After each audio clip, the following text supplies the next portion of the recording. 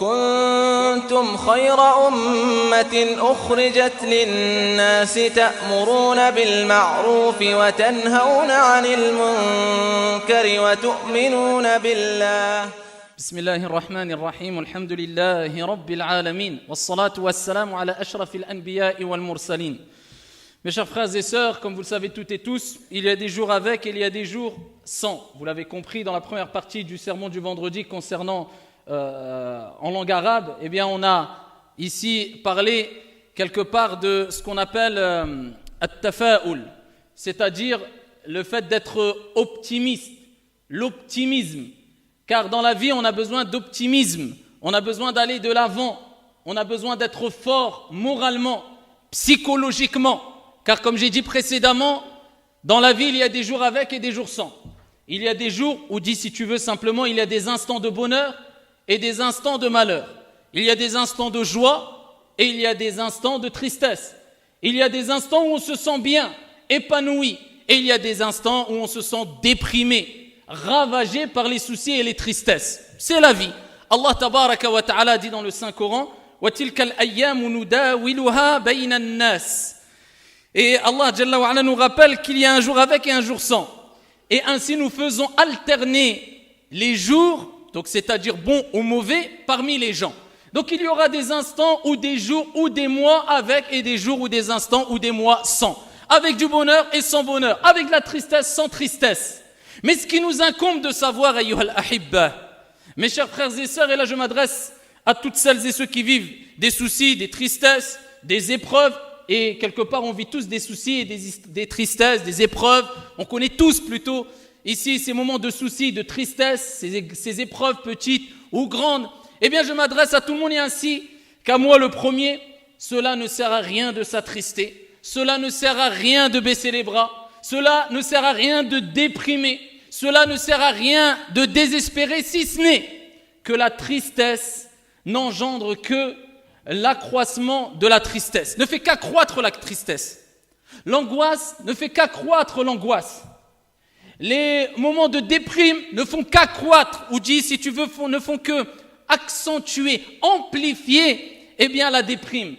Et il n'y a pas de solution ainsi. Si on continue à déprimer et déprimer, quand on a commencé à déprimer, eh bien le résultat ne sera que déprime. Si on continue à s'attrister, quand on a commencé à être triste, sans se reprendre en main, sans raisonner, sans être fort moralement, eh bien le résultat ne sera que tristesse. Et ici, tu peux continuer avec tous les autres exemples. C'est pour ça, Hibbati Fillah, ça n'a jamais été une solution pour la personne touchée de dépression que de lui dire, eh bien, continue à déprimer. Ça n'a pas été une solution proposée aux gens qui sont tristes que de leur dire, continue à être triste. Continue à regretter ce que tu as fait. Non, au contraire, on doit leur dire, cela ne sert strictement à rien du tout. Qu'est-ce que ça va changer, billahi alayk? Tu as eu un problème, tu déprimes, tu es triste. Si tu continues à déprimer et à être triste, ça va changer quoi? Ça va changer ton problème? Rien du tout, impossible. La tristesse et continuer à déprimer, ça ne va pas changer, modifier ta situation. En soi-même, cela ne peut pas modifier ta situation. Mais par contre, cela va te plonger dans une dépression. Et combien de jeunes, combien de gens, combien de personnes âgées sont touchées par les angoisses et les dépressions aujourd'hui? Pourquoi? Ils n'arrivent pas à relever la tête. Et c'est pour ça qu'il est important de dire à ces gens-là qui sont touchés par des épreuves ou à nous-mêmes quand nous sommes touchés par une épreuve, irfa' ra'sak wa kun mutafa'ilan. Lève ta tête ou relève la tête et sois optimiste. Kun qawiyan, sois fort et ne sois pas faible. Qala alayhi salatu wassalam. المؤمن القوي خير وأحب إلى الله من المؤمن الضعيف. Le croyant fort est meilleur et plus aimé auprès d'Allah tabaraka wa ta'ala que le croyant faible. Bien que dans les deux, il y a un bien. Mais quand nous parlons du croyant fort, ce n'est pas le croyant fort physiquement. Eh bien, c'est là où nous voyons est-ce que tu es fort ou faible. C'est lors des tempêtes, c'est lors des épreuves. C'est celui qui est fort moralement. C'est celui qui est fort au niveau de sa patience. Il arrive à se retenir, à prendre sur soi, à patienter. C'est celui qui est fort concrètement lors des épreuves. Eh bien, le prophète nous dit que Allah tabaraka wa ta'ala préfère et aime celui qui est fort, contrairement à celui qui est faible, qui est moins aimé. Mais dans les deux, il y a un bien. Bien que tout être humain ait été créé faible. Lakin, il y a une différence entre celui qui se laisse aller et se laisse manger par la déprime. Et quand tu lui parles, eh bien, il ne fait que se plaindre et il pense ou il espère peut-être inconsciemment que ces tristesses vont changer quelque chose. Ça ne va rien changer. Tu as perdu un membre dans ta famille, c'est humain. Nous sommes des êtres humains. C'est humain de pleurer, c'est humain d'être triste, mais jusqu'où? Pendant 6 mois, jusqu'à ne plus manger, jusqu'à ne plus vivre? Est-ce que ça va faire revivre la personne qui est décédée? Non. Est-ce que ça va te détruire toi aussi, de sorte que tu rejoignes celui qui t'était bien aimé, celui que tu aimais, celui que tu chérissais jusqu'à ce que ça te tue? Des gens se sont autodétruits lors des épreuves, de par la déprime qui les a ravagés, jusqu'à ce qu'ils se sont suicidés. Est-ce que ça apporte une solution? Au contraire, lève la tête et dis, et reste vivre toute ta vie avec ce verset coranique. وَعَسَىٰ أَن تَكْرَهُوا شَيْئًا وَهُوَ خَيْرٌ لَكُمْ وَعَسَىٰ أَن تُحِبُّوا شَيْئًا وَهُوَ شَرٌ لَكُمْ وَاللَّهُ يَعْلَمُ وَأَنْتُمْ لَا تَعْلَمُونَ. Vous pouvez avoir de l'aversion pour une chose. Vous pensez que c'est un mal alors que c'est un bien. Et vous pouvez aimer, apprécier une chose. Vous pensez que c'est un bien alors que c'est un mal. Wallahu ya'lam, mais votre Seigneur sait, vous ne savez pas. Tu ne sais pas où est le bien réellement et concrètement lors de l'épreuve. Peut-être que le bien va t'apparaître au bout de 2 jours, au bout d'une semaine, au bout de 6 ans, au bout de 20 ans, et tu vas te dire Alhamdulillah que j'ai eu cette épreuve. Et si ce n'est pas sur cette vie d'ici-bas, sur cette terre, eh bien c'est lors de ta mort ou après ta mort.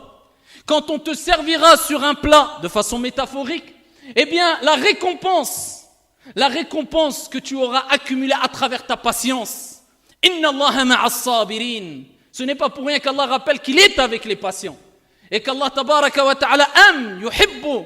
Il aime les gens patients, les gens endurants, les gens forts moralement, psychologiquement, qui sont intelligents, clairvoyants, sages. Ils savent comment réagir lors des tempêtes.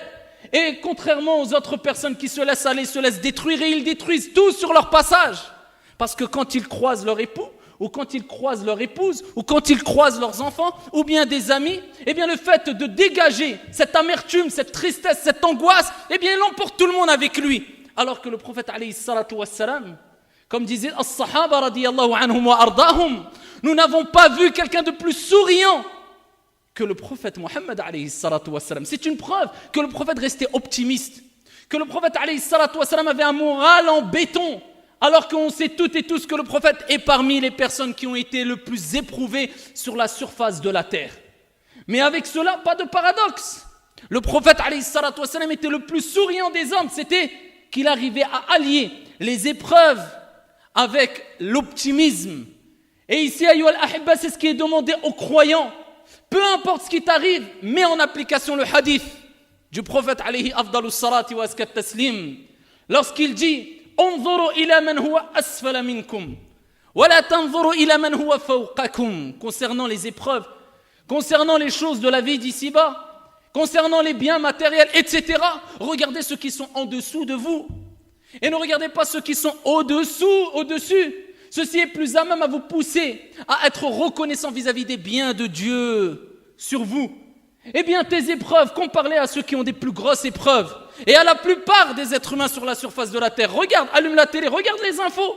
Et regarde ce qui se passe partout dans le monde. Regarde les catastrophes. Regarde le nombre d'opprimés. Regarde le nombre de pauvres. Regarde le nombre de personnes qui n'ont même pas de l'eau à boire. Et ils ne savent même pas c'est quoi manger à leur faim. Avec cela, si tu ne te remets pas en question et tu ne dis pas Alhamdulillahi ala kulli hal, c'est que tu as une déficience dans ta relation avec ton Seigneur. Et quant à la reconnaissance vis-à-vis des biens de Dieu sur toi, ni plus ni moins. C'est pour ça qu'il faut aller de l'avant, et on a tout pour aller de l'avant. Et plus tu as du confort, et plus tu as des bienfaits, c'est-à-dire que plus Dieu t'a comblé de bienfaits, et plus tu n'as pas d'excuses, moins tu as d'excuses. Et plus tu te dois d'être optimiste, et continuer à aller de l'avant. Et le musulman, dans tous les cas, il doit réagir comme ça, reconnaissant. Vivre avec cette reconnaissance, avec ce remerciement vis-à-vis de son Seigneur tabaraka wa ta'ala. Rapporté par l'imam Muslim, le prophète alayhi salatu wassalam a dit Ajaban li amri al-mu'min. Qu'est étonnant la situation de qui? Du croyant qui a concrétisé, qui a compris qu'est-ce que c'était vraiment la foi en Dieu. Qu'est étonnant la situation du croyant. Tout ce qui lui arrive est un bien pour lui. Le croyant, tout ce qui lui arrive doit être un bien pour lui. Et le prophète, alayhi salatu wassalam, avec peu de paroles, eh bien, il nous donne des informations riches en sens et en moralité et en leçons. Il dit, lorsqu'il lui arrive un mal, ou bien il commence par, lorsqu'il lui arrive un bien, shakar, il est reconnaissant. Il remercie son Seigneur tabaraka wa ta'ala. Et cela est un bien pour lui. Et lorsqu'il lui arrive un mal, eh bien, il patiente. Il patiente lors de l'épreuve. Et cela est un bien pour lui. Et le prophète dit, cela est spécifique qu'aux croyants. Cela n'est spécifique qu'aux croyants. Donc, abshir, réjouis-toi. Si tu fais partie de ces gens-là, qui quand il leur arrive un mal, ils patientent, sache que c'est un bien pour toi. Et quand il leur arrive un bien, ils sont reconnaissants vis-à-vis de Dieu, celui qui leur a octroyé ce bien, cela est un bien pour toi. Et ici, retiens ces paroles, cela est spécifique, n'est spécifique qu'aux croyants. Celui qui a bien compris quelle doit être sa relation avec son Seigneur, tabaraka wa ta'ala, pas celui qui se plaint de jour comme de nuit, ou qui se laisse aller, ou qui se laisse ravager, et il est triste, et il ne mange plus, et tu lui dis, qu'est-ce que tu as? Mais tu n'as pas vu ce qui m'arrive, je ne sais pas ce que j'ai, qu'est-ce que tu as? Faut le bousculer. Moralement, psychologiquement, tu n'as rien par rapport à la plupart des gens sur la surface de la terre. Tu as quoi? Qu'est-ce qu'il t'est arrivé? Allah tabaraka wa ta'ala nous dit, comme il a dit au prophète alayhi salatu wassalam, de dire, qul, dis, لن يصيبنا إلا ما كتب الله لنا هو مولانا وعلى الله فليتوكل المؤمنون. Allah tabaraka wa ta'ala dit au prophète, et à nous-mêmes, on se doit de le dire, قل لن يصيبنا, rien ne peut nous atteindre. Vis avec ça dans ta tête. Rien ne peut nous atteindre si ce n'est ce que Dieu, Allah tabaraka wa ta'ala, a prescrit pour toi. Rien. Allah tabaraka wa ta'ala, avant même que tu naisses, kama ja'a fi sahih, 50 000 ans avant qu'il crée les cieux et la terre, eh bien, il avait tout écrit. Qu'aujourd'hui, je serai là, dans cette journée-là, en train de vous dire les paroles que je suis en train de vous dire. Dieu a tout écrit concernant ce qui va se passer dans les cieux et la terre, les animaux, les habitants, les croyants, les non-croyants, etc. Donc, rien ne peut t'atteindre si ce n'est que ce que Dieu a prescrit pour toi. Ensuite, Allah, il dit, Huwa maulana. Tu dois dire cela. C'est notre protecteur. Subhanah. Huwa maulana. Wa ala Allahi falyatawakkali. Et c'est en Allah, Azza wa Jal, que doivent placer les croyants leur confiance. Wa man yatawakkal ala Allah fahuwa hasbuh. Et celui qui place sa confiance en Allah, Azza wa Jal, Allah le suffit. Allah lui suffit amplement. Donc, remonte la pente, te laisse pas aller, et si tu as la réponse à cela, laisse-toi aller. Prouve-moi ou donne-moi une preuve, un élément, un argument qui pourrait me pousser à croire, à penser que se renfermer sur soi-même, c'est une solution. Que le fait de continuer à déprimer, c'est une solution. Ou c'est une guérison. Ou c'est un remède. Ou continuer à se lamenter ou à regretter sur ce qu'on a fait de façon indéfinie, c'est une solution. Ou c'est un remède. Si la réponse est oui, si tu as un argument, continue. Sinon, et la réponse est claire, c'est non, eh bien arrête. Monte la pente, va de l'avant, sois optimiste, comme était le prophète alayhi salatu wassalam. Patient et optimiste. Et quand on dit patient, ça ne veut pas dire on reste figé. Ça y est, je patiente, j'ai le mon sébat, je bouge plus. Mais je patiente. Abadan. Le prophète alayhi salatu wassalam, il a patienté, il a été persécuté, il a été opprimé. Avec cela, il a été patient tout au long de sa vie. Est-ce que ça veut dire que le prophète est resté dans un endroit, il n'a pas bougé? La patience, c'est quoi? C'est de patienter en étant reconnaissant vis-à-vis d'Allah tabaraka wa ta'ala tout en œuvrant. Ça, c'est la patience. Ma patienter, ne plus bouger, c'est pas la patience qui est demandée. La patience, c'est de continuer à aller de l'avant. La preuve. Le prophète, quand il était persécuté, il a patienté. Mais qu'est-ce qu'il a fait dans sa vie, le prophète alayhi salatu wassalam? Il a continué à œuvrer. Il a continué à répandre le bien, à répandre la paix, à répandre la miséricorde, à éduquer les gens, à transmettre le tawhid, l'unicité d'Allah. Pourtant, il était patient. Pas de paradoxe. La patience, c'est agir. La patience, c'est œuvrer. Être fort, c'est être fort moralement et pas physiquement. Être fort, c'est être fort psychologiquement et pas physiquement. Là, tu as la bonne compréhension des termes et des mots. Et le prophète, il était dans la grotte quand il a fait le hijra, min Makkata ila al-Madina, comme vous le savez toutes et tous. Pourtant, il patientait, mais il a bougé. Et il s'est retrouvé dans la grotte. Et quand il était dans la grotte avec Abu Bakr, comme vous le savez, Abu Bakr a dit, Ya Rasulallah, il suffit qu'un d'eux baisse la tête, il va nous voir. Et le prophète a rappelé, c'est quoi la patience? La patience, c'est d'agir, c'est de patienter et c'est de placer sa confiance en Allah. Ya Abu Bakr, ma dhannuka bithnayn, Allahu thalithahuma. Que dis-tu de deux dont le troisième est Allah? La tahzan, inna Allah ma'ana. Il nous rappelle, sois optimiste, jamais pessimiste. La tahzan, regardez la parole. Peu importe les épreuves, ne baisse jamais les bras. Tu peux reculer, tu peux prendre une bifurcation, tu peux ralentir, le prophète le faisait. Mais d'abandonner et de te laisser aller et te laisser détruire, ça c'est une erreur. Ralentir, prendre une bifurcation, prendre sur soi, être un peu faible. Le prophète alayhi salatu wassalam lui-même a agi avec sagesse de sorte où quelquefois il prenait du recul, etc. Mais jamais il abandonnait. Et jamais il ne se laissait aller. Et les compagnons n'étaient pas ainsi.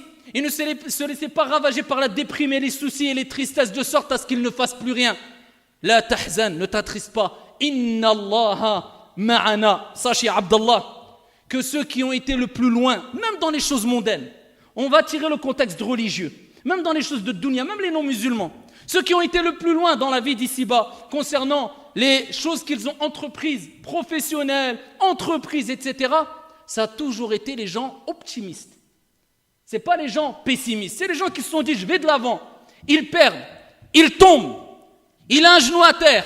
Même s'il a un genou à terre, il se dit, j'ai un genou à terre, mais je ne suis pas KO. Et la partie, elle est encore longue. Et il se relève et il avance. Ce sont ceux-là qui réussissent. Amma celui qui, dès qu'il a une épreuve, il abandonne tout, il fait n'importe quoi, il ne sait plus comment agir, il est bouleversé, il se renferme sur lui-même, il est ravagé par les déprimes, cela n'arrive jamais. Même dans les choses de dunya. Pareil pour les choses de la vie d'ici-bas. Ce que tu vas entreprendre, et de même, nous disons, c'est la même chose concernant les choses religieuses. Et je terminerai avec ces paroles. Sachez, Abdallah, qu'il ne t'est pas demandé de porter sur ton dos cette vie d'ici-bas avec toutes les tristesses, soucis, angoisses qu'elle compose, alors qu'Allah tabaraka wa ta'ala a mis la terre sous tes pieds.